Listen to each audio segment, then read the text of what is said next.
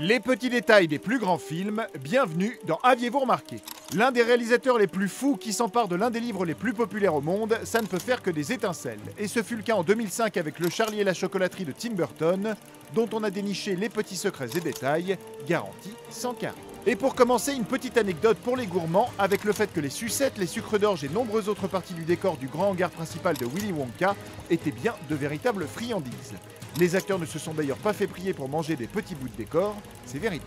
Dans le genre des petits détails en pagaille, l'ascenseur de l'usine Wonka est lui plutôt bien servi.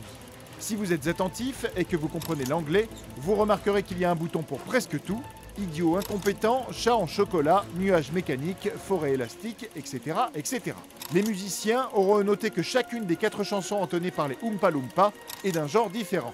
Celle pour Augustus emprunte au musical de Broadway, celle de Violette Beauregard est teintée disco, Veruca a le droit au style psychédélique des 70s, quand Mike donne sa chance au rock. D'ailleurs, on a également pu noter que l'interprète vocal de toutes ces chansons n'est autre que le compositeur du film, Danny Elfman lui-même. On ne pouvait pas passer à côté de la grosse référence au cultissime 2001 l'Odyssée de l'espace de Stanley Kubrick, qui reprend sa scène d'ouverture avec les singes, mais aussi la fameuse musique du film. Par contre, on est sûr que vous n'aviez pas saisi les petites références de Tim Burton à sa propre filmographie, comme le fait que le père de Charlie travaille pour le Joker de Batman. Et oui, le brave homme œuvre dans l'usine de dentifrice Smilex, qui est aussi le nom du gaz euphorisant utilisé par le Némésis de Batman dans le film de 1989.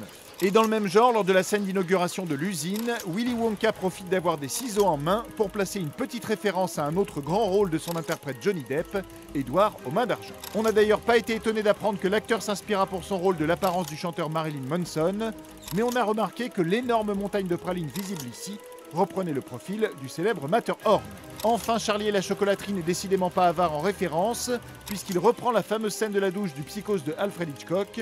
Petit fait amusant quand on sait que 10 ans plus tard, Freddie Highmore, qui incarne le petit Charlie, sera justement le rôle principal de la série Bates Motel, également inspiré du classique de 1960. Mais ça, bien sûr, vous l'aviez remarqué, non ?